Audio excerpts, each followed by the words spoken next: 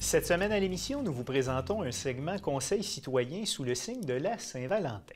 Vous désirez offrir un cadeau à l'être aimé, mais vous souhaitez avant tout que le présent soit écologique, biologique ou respectueux de l'environnement. Alors, pour nous suggérer des cadeaux écolos, nous recevons Isabelle Saint-Germain, la directrice principale d'Équiterre. Isabelle, bonjour. Bonjour, Louis-Martin. Re-bienvenue au bulletin. Merci. Alors, dans les grands classiques des cadeaux qu'on peut offrir pour la Saint-Valentin, évidemment, il y a le bouquet de fleurs, mais il y a des questions qu'on peut poser à notre fleuriste pour savoir, dans le fond, tout ce qu'on doit savoir sur les fleurs qu'on achète. Oui, puis pourquoi se poser des questions par rapport aux fleurs? Ce qu'on ne soupçonne pas, c'est que la majorité des fleurs qu'on retrouve chez les fleuristes proviennent des pays en voie de développement, donc des pays comme le Kenya, la Tanzanie, la Colombie et l'Équateur. C'est vraiment des gros producteurs de fleurs coupées. Et ce qu'on n'est pas très conscient quand on achète ces fleurs-là, c'est que les travailleurs qui travaillent dans ces serres-là, c'est des immenses serres. Ils ont des conditions de travail très précaires, très difficiles, avec des salaires très, très bas. Et on utilise beaucoup de pesticides dans les serres pour faire pousser ces fleurs-là. Et ce qui arrive souvent, il y a des observateurs là, qui ont été voir ces serres-là dans les pays, c'est qu'ils vont fumiguer les serres pendant que les travailleurs sont présents.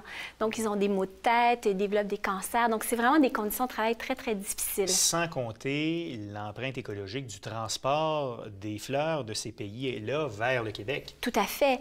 Et souvent, même les serres vont déverser les eaux usées dans les rivières. Donc, même la population locale est affectée par ça. Donc, qu'est-ce qu'on peut faire? Il y a une solution. Il y a vraiment une solution, c'est qu'au Québec et en fait au Canada, il y a la compagnie Sierra Eco qui offre des fleurs équitables et écologiques.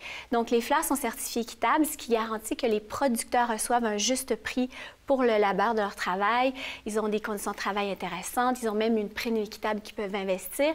Et ils ont aussi une certification écologique qui permet aux travailleurs justement de réduire l'impact, l'empreinte écologique de la production. Juste pour vous donner un exemple, par exemple, avant et après la certification, les fermes au début utilisaient 110 à 130 kg de pesticides et après cette certification écolo, ça tombe autour de 7 à 10 kg. Donc, ça protège à la fois l'environnement et les travailleurs. Et ça, on retrouve ces fleurs-là dans plusieurs fleuristes à travers le Québec. Il faut juste demander les fleurs de Sierra Eco. Voilà, donc des fleurs qui sont écologiques. Puis aussi, je pourrais ajouter qu'on a quand même des fleurs locales, comme les roses. On a beaucoup de producteurs de roses au Québec, donc il faut juste le demander. Ça se retrouve parmi les fleuristes. Chez la majorité des fleuristes. Tout à fait. Il y a aussi, à la Saint-Valentin, des parfums d'ambiance qu'on peut mettre dans la maison pour créer une atmosphère. Encore là, il y a des choses où il faut faire attention parce qu'il y a certains de ces parfums d'ambiance-là ou ces chandelles-là qui peuvent être toxiques. Oui, la majorité des chandelles qu'on achète, c'est à base de pétrole. Ça produit beaucoup de suie, puis c'est des produits très toxiques. Donc, il faut juste choisir des chandelles à base de soya ou de cire d'abeille qui sentent meilleur. Puis ça permet justement de garder un air pur pour son amoureux, son amoureuse qui vient souper à la maison.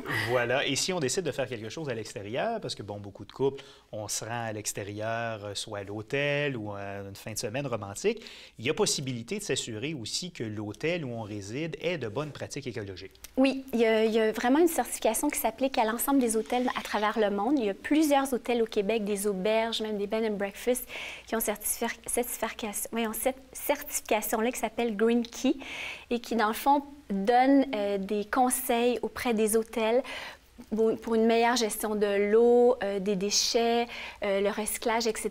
Donc, ça permet vraiment de choisir des établissements qui ont à cœur l'environnement. Donc, voilà. Aussi, à la maison, si on reste à la maison, bien évidemment, l'entretien de la maison, on peut le faire avec des produits écologiques plutôt qu'avec des produits qui sont plus nocifs pour l'environnement. Oui, parce qu'on a le goût que notre maison soit très, très propre là, pour notre amoureux. Et ce qu'on est peu conscient, c'est que la majorité en fait, les Canadiens et les Canadiennes dépensent environ 275 millions de dollars par année pour acheter des produits ménagers là, pour tuer les bactéries, etc. Mais ce qu'on ne se rend pas compte, c'est qu'on amène, en achetant ces produits-là, on amène des produits toxiques toxiques dans la maison qui s'accumulent parce qu'il n'y a pas trop d'air qui circule. Et il y a beaucoup de ces produits-là, on appelle ça des composés organiques volatiles. Donc, ça cause des problèmes d'asthme, de cancer, etc. Donc, vaut mieux utiliser des produits maison très pratiques, du citron, du vinaigre pour faire de la bicarbonate de soude pour faire le nettoyage. Ça va être très, très propre et il n'y aura pas de conséquences pour la santé. Ça va être plus écologique autant pour les humains que pour nos petits animaux de compagnie qui vivent aussi dans nos maisons. Soirée au restaurant, évidemment, un autre grand classique de la Saint-Valentin, il y a des restaurants qui sont éco-responsables. Oui, il y a plusieurs restaurateurs qui ont vraiment à cœur, ils veulent offrir à leur clientèle des produits locaux, biologiques, et Tourisme Montréal a un répertoire de restaurants éco-responsables. Puis on a aussi un programme qui s'appelle Épluche ta ville, où est-ce qu'il y a des vidéos de différents restaurateurs qui ont à cœur cette préoccupation-là. Donc, c'est la nourriture très, très, très bonne, locale et biolocale. Donc, ça permet vraiment d'avoir un petit plus à son repas de Saint-Valentin. Autre grand classique, évidemment, les bijoux. Il y a des bijoux écologiques qui existent. Oui, des bijoux faits à partir vraiment de matières recyclables. Qu'on pourrait dire peut-être éthiques. Éthiques, des produits certifiés équitables. Il y a beaucoup de créateurs de bijoux québécois qui font vraiment des œuvres d'art. Donc, on invite les gens à s'ouvrir l'esprit vers ces créateurs-là. Oui, et en terminant, il nous reste très peu de temps. Évidemment, la boîte de chocolat indispensable. C'est si bon des chocolats. Il y a du chocolat équitable qui est commercialisé.